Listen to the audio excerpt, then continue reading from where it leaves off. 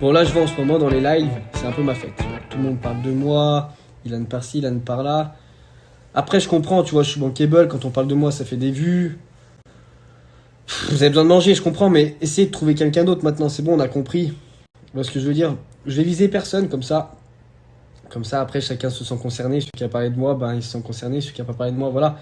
Je sais pas si vous vous rendez compte, mais moi, je parle pas des gens dans mes stories, dans mes. J'en parle pas. Je parle de mes amis, de mes amours, de mes trucs, mais je parle pas des. Je comprends pas pourquoi vous parlez de moi. Après, d'un côté, vous avez besoin de manger. Chacun son pain, tu vois, je comprends, donc. Mais c'est relou. Bon, là, je viens de voir qu'Yumi, elle a fait des stories. Euh, D'abord, pour commencer, moi, j'ai jamais mal parlé d'elle. À qui que ce soit, je n'ai jamais mal parlé d'elle.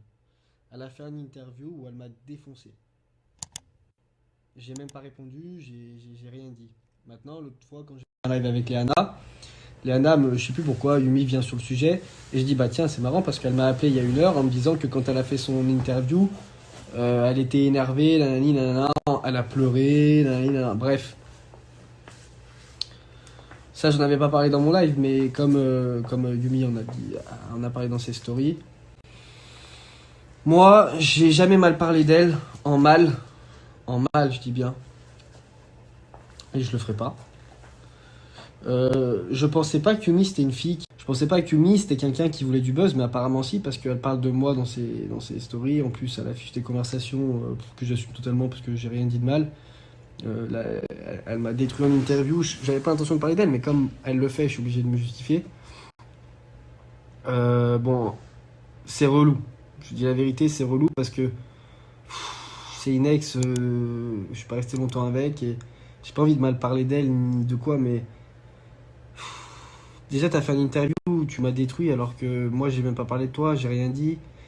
Il s'est passé des choses dans une aventure. Ok, mais dans la vraie vie, t'es venu chez moi. Tout le temps que t'as passé avec moi, t'as jamais sorti ta CB. Je t'ai traité comme une reine, comme une princesse. Oh bon, tu vois, j'en bégaye tellement ça. C'est pas cool ce qu'elle fait.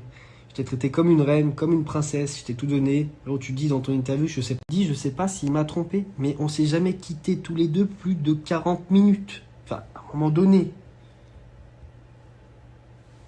ok, il y a la vie dans les aventures et tout.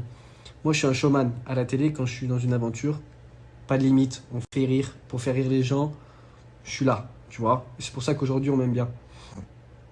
Mais dans la vie réelle, j'étais correct avec toi, professionnellement parlant.